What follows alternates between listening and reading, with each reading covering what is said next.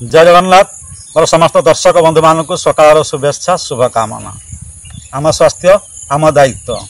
आज प्राणायाम अभ्यास है सर्पासन एवं हिप्स साइड कोर मोबिलिटी एवं फ्लेक्सिबिलिटी प्राणायाम अभ्यास। यह प्राणायाम टी केमती अभ्यास कराए आसतु शिखा। यह भाव में मुह तलू करी शोबे एवं दुई हाथ को छातीर दुई पार्श्व रखिए।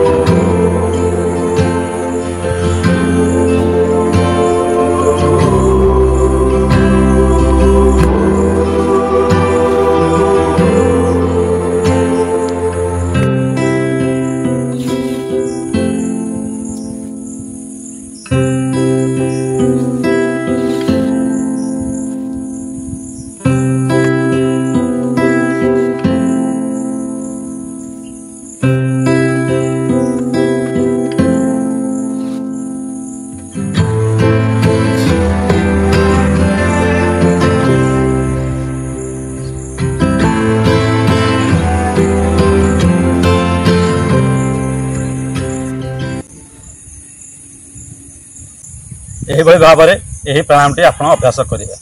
तल पेटर थी आम चर्बी गुड़िक मेल्ट कर साहाय्य करें एवं हजम जनित समस्या दूर करें। जो मानकर खाद्य खाइला पर हजम होनी से हजम शक्ति वृद्धि करें एवं हिप्स अंटारे थी चर्बी गुड़ा साइट जो चर्बी गुड़ा अच्छी नियंत्रण करें।